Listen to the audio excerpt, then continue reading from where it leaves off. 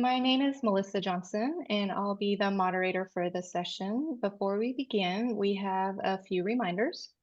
We have a code of conduct that we will adhere to for the conference. I'm going to share that link in the chat.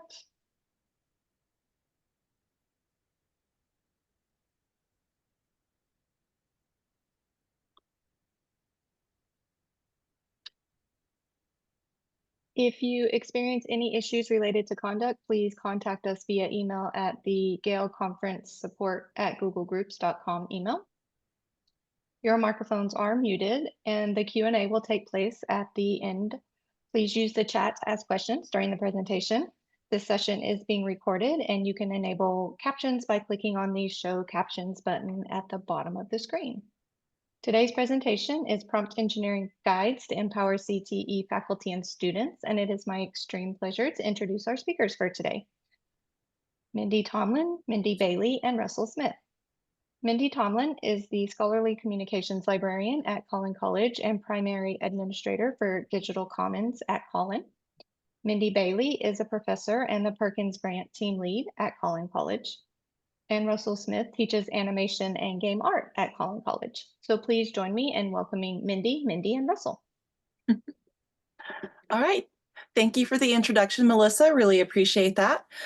So my name is Mindy Tomlin. Again, I am the Scholarly Communications Librarian at Collin College. We're based out of Texas. So before we dive in, I'm going to give you a brief overview of what we'll discuss today.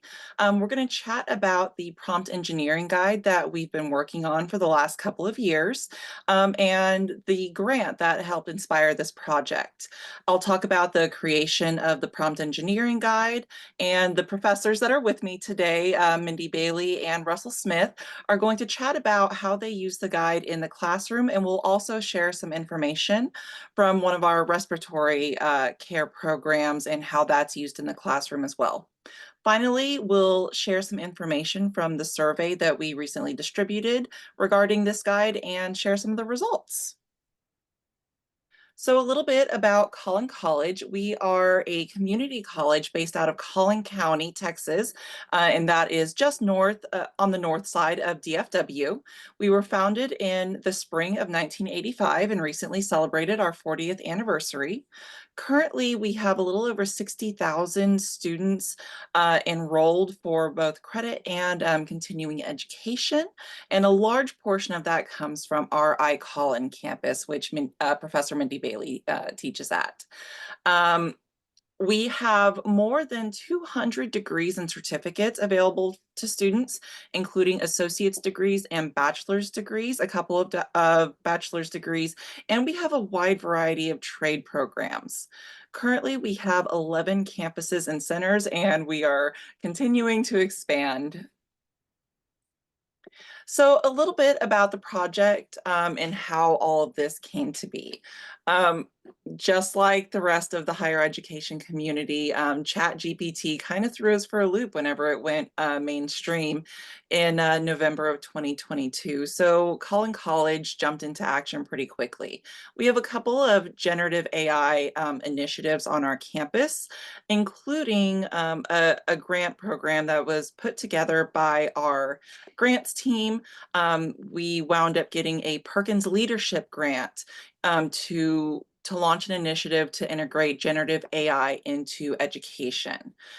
So we had a couple of folks come together and pull together this team, and we had a wide variety of folks on board with this team. So I was the person who was responsible for putting things into our guide format, but we also had a huge variety of subject experts across our campuses to help create those subject-specific guides. We also had our grants team involved in the program. We had our accessibility office on board. Lots and lots of departments came together to help make this happen. And that team was formed and began meeting to discuss the guide in fall of 2023. After a long period of work, we formally launched the guide in August of 2024. And we also last summer reached out to the Texas State Technical College, their welding program, to extend AI literacy into some hands-on fields and get their input for the guide as well. We are currently sharing the guide widely. It's currently on the OER Texas repository, and we're sharing it at conferences like this one to seek feedback and get some measurement on its impact and see different ways that we can improve in the future. So that is just a little background about the guide itself. Whenever it came to creating the guide proper, and this QR code will take you directly to the guide, and I've got a hyperlink on the next slide as well. We kind of debated how to get all of this set up. So the base structure for the prompt engineering guide came from a Google Doc that that was created by Professor Bailey. She had a hugely extensive guide that she was using in her classroom. She teaches humanities, and there were a lot of really, really useful bits of information in there. But we wanted to figure out a way to make that information accessible to our community, and also a way that we could share it at large in order to line up with this Perkins Grant. So initially we talked about, maybe turning it into a PDF and putting it on our institutional repository. But the information regarding generative AI is changing so rapidly. So we wanted to create a site that could easily be changed, but also we wanted it to be super accessible and shareable. Again, we wanted to make it adaptable because this information is changing all the time. So we didn't want to be locked into static formatting or anything like that. We also wanted it to be visually appealing and interactive so that, you're not getting stuck up on reading information throughout the page. And we needed to make it easy to adapt. So with all of that in mind, I chose LibGuides, partly because, of course, being a library platform, a lot of higher education institution libraries are going to subscribe to this SpringShare product, and it's very easy to share and adapt to modify to your own needs. We also, as part of our Perkins Grant, licensed it under a CC BY. Creative Commons license. The guide does include a lot of extensive instruction on the basics of prompt engineering, which Professor Bailey will get into in a moment. But it also includes a subject-specific prompt library, along with rubrics and templates and resources for a couple of our pilot programs. And we're looking to expand on this information as awareness of the guide continues to grow. So those initial subjects that we worked with were welding technology, respiratory tech, animation and game art, and script writing. So I already talked about a lot of this. We did decide to go with LibGuides since libraries are going to be able to very easily share this. And we do encourage you, if you think this is something that's going to be useful to your institution, to adopt it, adapt it, modify it however you need to. And yeah, at this point, I'm going to turn it over to Professor Bailey. I think you're muted.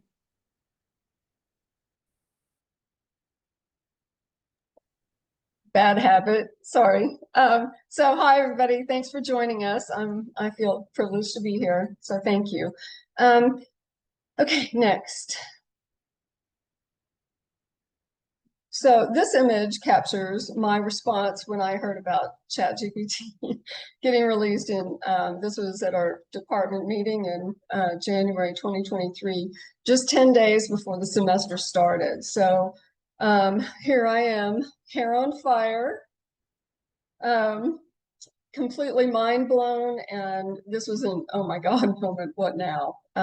So before classes started, I started playing with it in every way I could imagine, and I had a blast. But I also became quickly aware that I had to completely overhaul my assignments because I put them through and my assessments, and they ChatGPT aced it. So do-overs.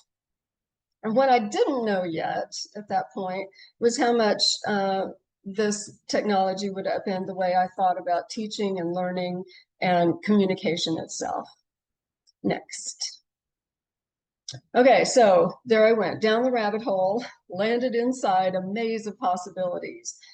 So in my frenzied time in those 10 days, I started just rethinking everything and knew that this was a paradigm shift in my teaching. So I decided it's really important to assess process and not just product. It can do essays, but how'd you get there? And then focus on critical and creative thinking, and then have constant change and deal with it. And finally, I created the AI literacy prompt engineering guide for students that Mindy told you about. So, and then I used them as my guinea pigs and rolled it out. Okay, next. So what I also found is that generative AI has the mind of a child. So I use this with my students as a metaphor. It loves to pretend, so give it a role to play, give it a persona, and then it gets much more specific and accurate. It has no real life experience, so it's really important to be very clear about your expectations and to establish exactly, how you want it to get there, and give it lots of context. Oh, go back. Sorry. Give it lots of context, and keep in mind that, it doesn't know true from false, right from wrong. It fibs, hallucinates, confabulates. So if there's a data void or anything where there's conflicting information, you're likely to get it just making stuff up. So knowing how to spot that and deal with it is a big help for students. And then it wants to please, and it will privilege that over accuracy. So keep in mind that it's emotional and it loves praise. So you can tell it, you are the most wonderful fill in the blank, and it will actually improve the performance and its accuracy. And then training, it was trained on punishment and reward. So that can also get folded into the prompting process. It's non-judgmental, so students, when they use it, I teach them how to use it to get feedback. And they receive that feedback with much less of a thin skin than they do when they get it from professors, because they trust it as being objective. It's not about, oh, you just don't like me, right? And then it's literal. It's completely literal. And so teaching them to challenge their assumptions and think about all the different ways that what they're saying could be misinterpreted before they put the prompt in. So, okay, next. Here's an example to show you just how literal it is. So this is the prompt that it was given. Jesus flipping over the money changers table at the temple. Okay, next. And here's the image it generated. So hilarious, right? But this pretty much says it all. My goal is to teach students how to write prompts that include context, constraints, and nuance, all of it that they need to get to where they want to go, to make it dance to their own tune. Okay, next. So I think first and foremost, it's important to teach them ethical and responsible use, to teach them to use it for collaboration and not automation. Otherwise, they're just really cheating themselves. So here's the thing. A lot of students want the easy button, as anybody who's taught knows. So when they're tired or stressed or under pressure, that temptation can be really alluring. So they're especially likely to misuse and cheat with it when they face unexpected challenges, they're stressed for time, or they just don't see the point of the assignment and they see it as busy work. So I tell them point blank, it's not a cheat bot, it's a chat bot, and it needs to assist thinking and not replace it. So it can be a study buddy, a teammate, a sounding board available 24/7, but I expect them to use it responsibly to enhance and enrich their critical and creative thinking skills instead of giving it up to that. And as with any tool, its effectiveness depends on how you use it. It can be a tool or a weapon. It depends. The object's the same, but how you use it is key. Okay, next. So teaching generative AI is like a whitewater rafting trip, level 3. It's fun and exhilarating, but you need teamwork and a good guide. So as professors, I think we need to make it fun and accessible for beginners, and really understand the current and the waters, and keep looking ahead to keep everybody safe and on point. It's important to build skills gradually and methodically, and always include safety gear like ethical uses and clear expectations, and always tell students to never, ever input personal information, and how to use it without its memory being activated and all of that. So transparency is really important, and I think this gets left out of the mix. And I tell them, you know, not being transparent can be seen as scholastic dishonesty. So always be transparent. So I also think it's important for professors to share how they use it in their teaching. So for example, for this presentation, I used Gen AI to generate images, which took a lot of iterations to get to match my imagination, and get the flaws out of it. It's still pretty flawed. And then I also took a bulleted outline and put it in and had it turn it into a script, which I then totally rewrote so it would sound like me. And then I always push that it's important to keep your own voice. Okay, next. So asking good questions. The way I see it, that's the best way to get students to think more critically and creatively, and teach them how to ask the right questions at the right time in the right way. And so I tell them to always read the output, and then be sure to follow up with asking it to clarify, elaborate, check accuracy, suggest resources, and you can specify whatever kind of resources you want it to go to. Oops, go back. And so the peer-reviewed articles and well-respected journals in whatever field is always a good place for students to start so that they get legit stuff. As the saying goes, garbage in, garbage out. So I teach them that misleading, vague, or general prompts tend to generate misleading, vague, or general responses naturally. Okay, next. So iteration is really important, and it's a process. So, you know, prompting should never be hit and run, one and done activity. You should always start with a seed prompt that sets up the role or persona. That helps it be really specific and targeted. Establish context, identify audience, and stipulate what format you want. Do you want an essay? Do you want it to be bulleted, outline, a table, whatever it is?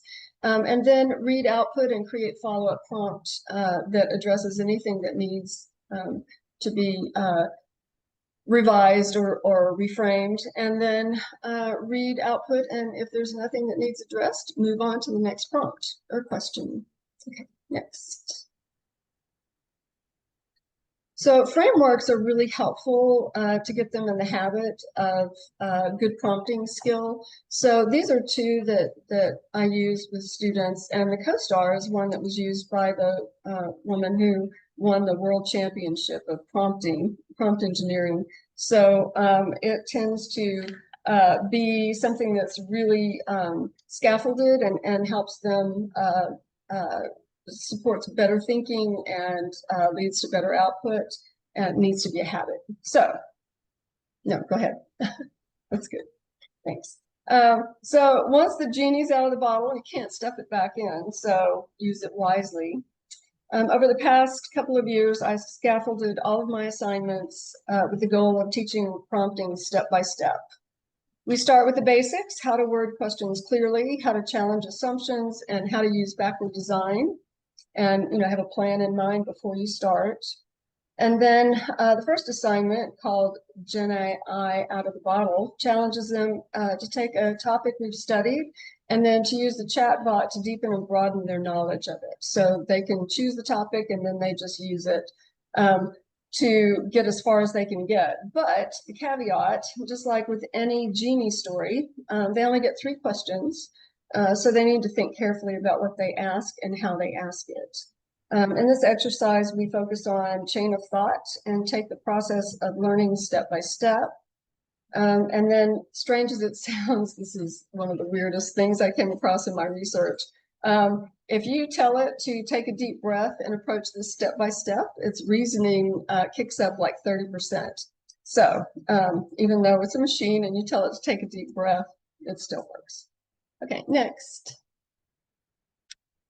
So some more assignments that I use. I'm not going to go into all of them, but I'm just going to give you a taste of it. And each successive activity builds on what they learned before, adding new techniques, tips, and tricks, and eliciting more complexity, more creativity, and more critical thinking as we move through. Other assignments are designed to practice comparing and contrasting different chatbots to get a feel for their personality, their voice, what they can do, and how they do things differently. And then to explore multiple perspectives, because this is something that, you know, they live in social media bubbles and they don't always have access to counter arguments, counter opinions, counterpoints. So I think that's important.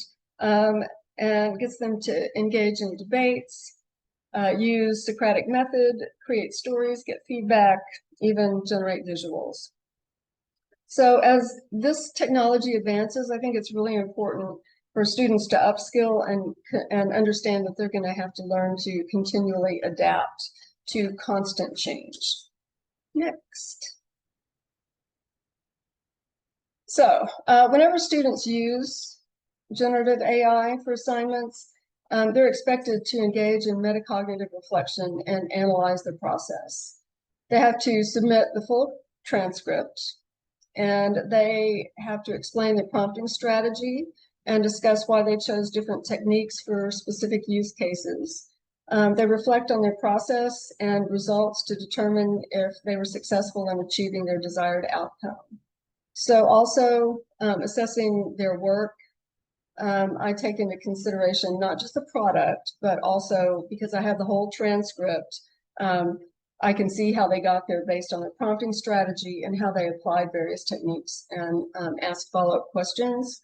And I also get to see how the voice and manner of the chatbots change over time. Like 4.0 in ChatGPT just got an upgrade that turned it into an absolute sycophant. So I got to see it saying to my students, "Hey, bro, hey, buddy," and then they fixed that, thankfully. Okay, next. So to wrap it up, imagine students not using Gen AI to cheat, but actually understanding it and using it to enrich the learning process and give them the opportunity for self-directed learning. Imagine them becoming better thinkers, clearer communicators, more responsible and skilled users. That's what happens when we focus and change our perspective from automation to collaboration and use chatbots not as slaves, but as a co-intelligence. Ultimately, Gen AI users should be asking, how can I optimize the strengths and possibilities and downplay the weaknesses and limitations of both human and artificial intelligence? Bottom line, I believe it's essential to keep the human in the loop, to be true to one's unique voice, and avoid cognitive offloading and over-reliance on Gen AI. My hope is that this prompt engineering guide will help users understand the technology and use it wisely. Okay, thank you. And Russell, you're up. Hi, my name is Russell Smith. I'm professor of animation and game art at Collin, and we have been using AI in our classroom to teach students how to do it as a reference tool. That's the next slide, please. So they have a assignment, and they could use it on other assignments as well. But mainly at the end of the semester, they have a final, which is a storyboard that they have to do for a script that they wrote. And sometimes students get bogged down and they're not sure how to go about creating some dynamic camera angles and shots for their works. So what we do is we have them. So next slide. So sometimes they come in with stuff like this, stick figures. They're not sure. It's not, I mean, you can sort of get the visuals across, but it's not very appealing. And it could use more emphasis on camera and, you know, direction and things like that. So they collaborate with the AI. Next slide. We want them to not just have the AI do all the work for them. So we give them something like an example prompt that they can use, a template, and it basically they fill in the information, and we want the AI to ask them questions to help them understand the details of their work, so that they're building the project together, and they're doing the more of their legwork. All the AI is doing is just asking for more details. Next slide, please. So after you use that prompt, you might get something similar to this. So this is used in ChatGPT Pro. So the AI may ask you something like, what is the main idea of your story you're trying to tell? What is the emotional tone of your or the mood of your story? So as it's asking these questions, the student is answering them, and then it's going to get a better understanding of where they want to be. So next slide, please. So then they can fill in the AI prompt, and then the AI will let them know. So in this example, it's a storyboard about a man who lost his daughter in the park. The tone is sad and film noir, and I need help opening this help with the opening scene where we see him lose track of her and become frantic. I want us to collaborate on this project. That's the key part. I want us to collaborate on this project. Please do not do it all on your own. Ask me questions, give me options, and help me build it step by step. So when we put in something like that, the AI is going to know that they're not to do all the work. And then the AI will respond. Next slide, please. And then based upon all those questions that they answer, then they're going to get an understanding and see how it's going to be built. So the story begins so one of the first questions is, where does the part begin, or where in the park does the story begin? A crowded area, quiet path, a playground, somewhere else. And then your response, or the student's response, could be, the story begins in a busy part of the late 1940s, a large park where you can easily get lost. The dad runs into somebody he knows, and the girl gets distracted by the balloon salesman. She tries to tell her dad she wants to go check out the balloons, and he isn't paying attention. Next slide, please. And then it goes on. After that, it can suggest this opening sequence, and you can go through there and edit it and say, no, actually I like this, or I like that. So if we go with this opening sequence based upon all the questions that you answered, the student answered, then it comes up with something like this. Next slide, please. So here's some examples that it came out with. So they're not too bad. They have some good shots. There's some establishing shots and some medium shots. And then over here on the other side, we have some close-ups. So we suggest that the students can take these ideas and enhance their storyboards and help them with different camera angles, action, and things like that. It's not always 100% accurate, but it gets a good idea, and it helps the students, and they don't get so frustrated sometimes trying to problem solve a certain shot that they want to do. And so then what I do so next after that. So I always have the students, and we do this, is have them do a survey to see how they liked the use of AI and the AI prompt, and was it helpful for them. Next slide. And then what I did was I took all that information and from the scene, and I used the new Google Gemini Pro video, or it's also called VO3, and put it in, and it created this video. This is not live shot footage. This is all created by AI. It's not too bad, but it didn't necessarily nail what we were going for, but it was interesting the way it created it. And that is it for me.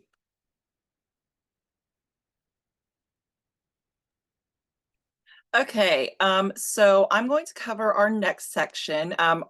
Professor Julie Bogenwright is our respiratory care program director. She was another one of our subject experts on the grant team.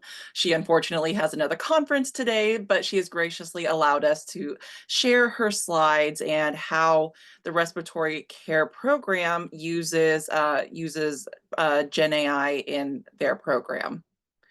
So, AI is very prominent in the healthcare field today. One of the biggest challenges in healthcare is physician burnout, and that's largely driven by time-consuming administrative tasks like documentation. AI can alleviate this through ambient listening and automated documentation. So AI programs can record and summarize patient interactions, which saves physicians and healthcare workers time. You might notice that whenever you're now assigning consents for these kinds of things, AI scribes, those are often seen whenever you're going to your doctor's visits. Additionally, using AI can improve diagnostics and treatment planning. There are AI tools to assist in analyzing medical imaging for abnormalities, and sometimes these can be better than radiologists. AI can also analyze vast amounts of patient data to help predict disease progression and recommend treatments. But of course, there are still challenges with these tools. Reliability is a concern. Legal liability is another big concern within the medical field. So for example, who's responsible when AI makes an incorrect recommendation is something to think about, as well as adoption by healthcare professionals.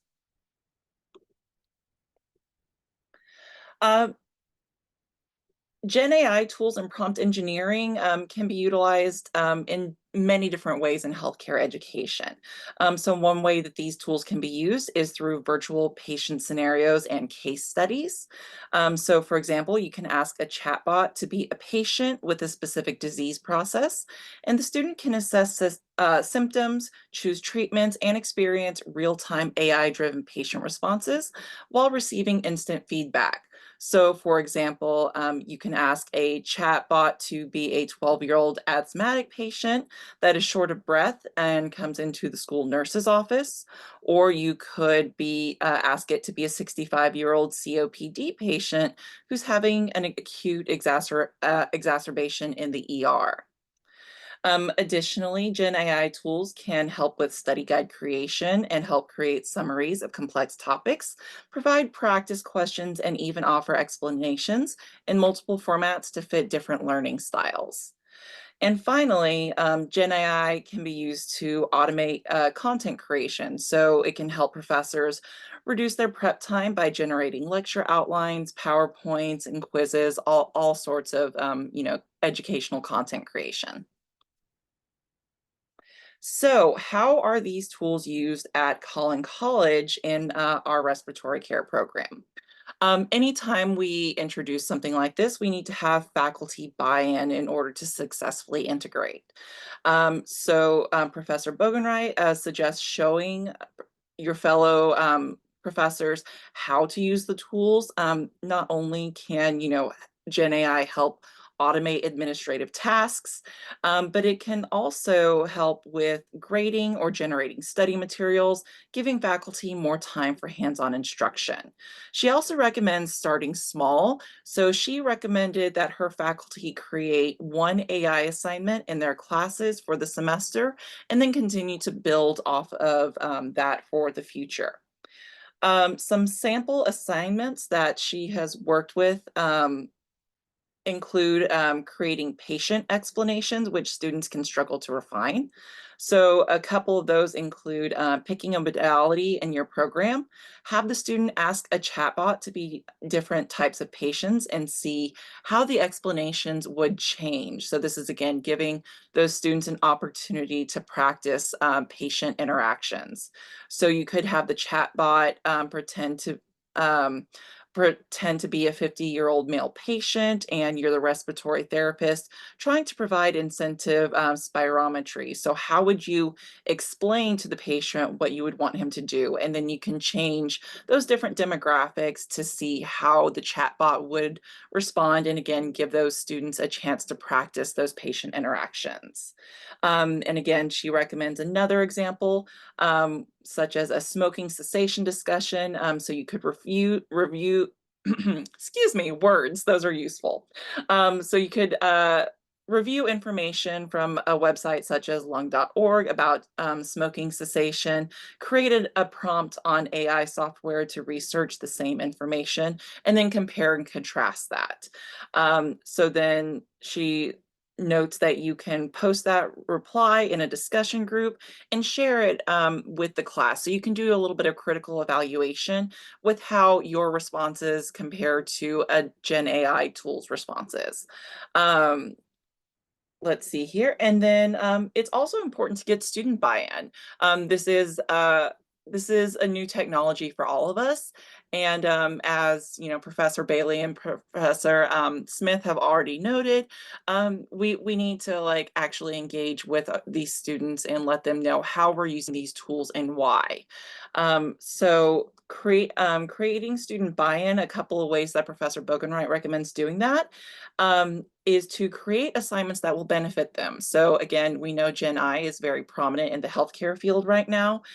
So we can use that to our advantage and utilize AI to create sample questions for mock interviews and help them figure out ways that they're going to encounter these tools in their upcoming careers. So an example prompt that she provides is, I am preparing to interview for the position of respiratory care practitioner at Parkland Health and Hospital System.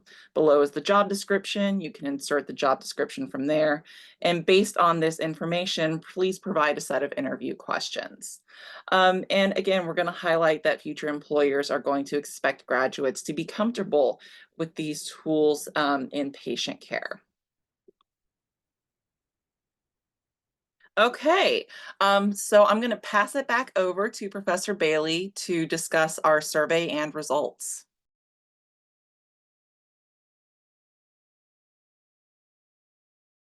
Once again, unmute. Okay, so now that we are kind of winding down and wrapping up our 2-year grant that we've been working on, we had at the end of the spring semester, we sent out surveys to the faculty members who used it for teaching and the students who'd used it for learning. So that's when we got the results back, I will speak for all of us, thrilled. The results were really positive, and it seemed to be a really useful tool for everyone. So go ahead.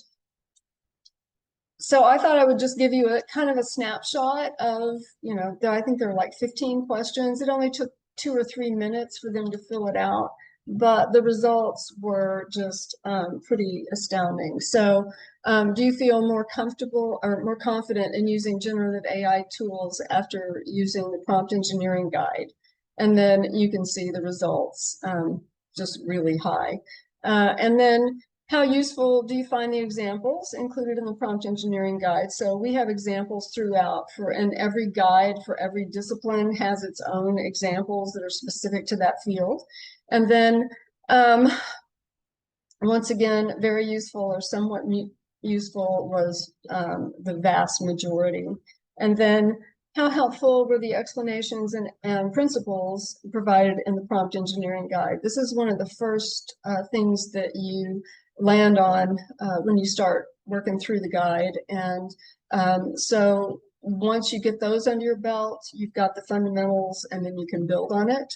And the guide also has just a lot of different techniques that are spelled out very at first, you know, just the distilled version, and then you can click on the different techniques to see a really fleshed out version of that. Okay, next. So those are just some student results, but some faculty results that compare a little bit. So useful examples. So you can see that they too found them useful. And explanations and principles also. And then how effective were the prompting strategies in the guide for improving your teaching strategies? And so either very or somewhat all the way down the line. So like I said, we were absolutely thrilled with this. And I think if you get in and start swimming around in this amazing LibGuide that Mindy created from my very lengthy Google Doc, I think you'll see that there's something for everyone and lots of ready-mades and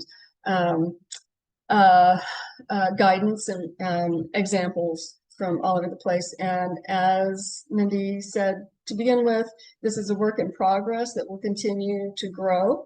And the end of the grant is on August 31st. So we are circling the wagons now and trying to figure out how to make it a little more self-sustaining. Okay. So thanks so much. So yeah, thank you again. This has been a really incredible experience, and while we are still trying to figure out ways to, you know, keep up with all of these Gen AI movements and figuring out how to continue updating the guide, so we just again want to harp on the fact that it is a living document, and we are looking to expand information and keep up with it, you know, while all the technology continues to change. So, but we do again encourage everyone, if you feel like this would be useful for your institution, please feel free to copy it, adapt it, modify it. We would love to see more of this information out there if it's going to be helpful for you. And you can also reach out to any of us. We'd be happy to share our information or chat more details with you. And thank you for attending. That was fantastic. Thank you all so much. I know there were a few questions that I believe got answered in the chat already of if the slides can be shared. And so I think Professor Bailey offered if you send her an email at mbailey@collin.edu, that she'd be happy to share those slides. And then there was also a question about the guide link, which somebody else kindly shared in the chat for us. So are there, we have about 3 minutes left with our time. So are there any other questions you all have for our presenters? And yes, please give them all the applause. This was fantastic.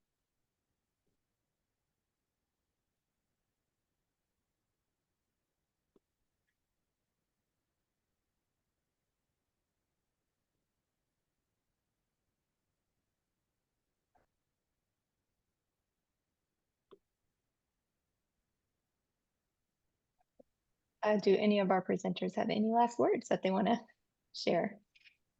So I do, because there's something that popped into my head at the end there. I just wanted to point out the things that we are really going to focus on as we come to a close for the grant.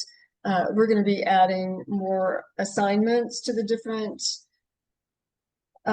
guides, and we have a guide on there right now for the subjects of welding, and then game art and animation, and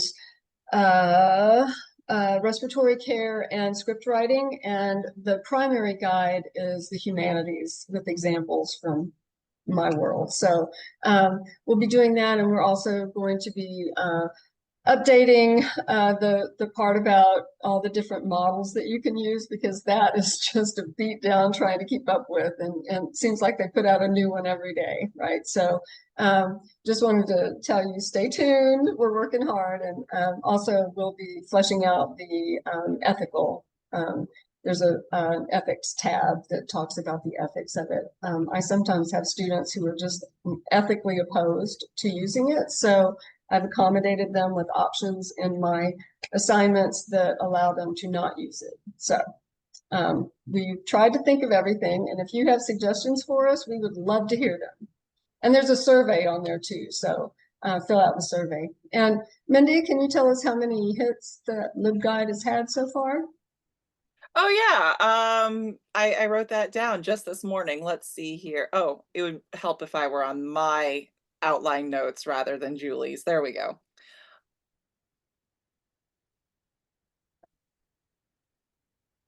We were at 3,236 hits as of this morning, which that by and far outpaces almost all of my other LibGuides.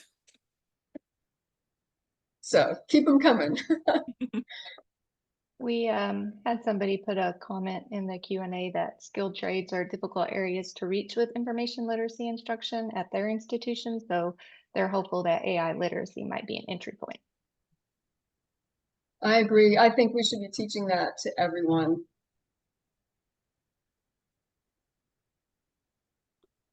ChatGPT is a gateway to AI. That it is. I think I know the answer, but I'm just going to ask. It looks like this uses a mix of free and paid generative AI tools. Okay.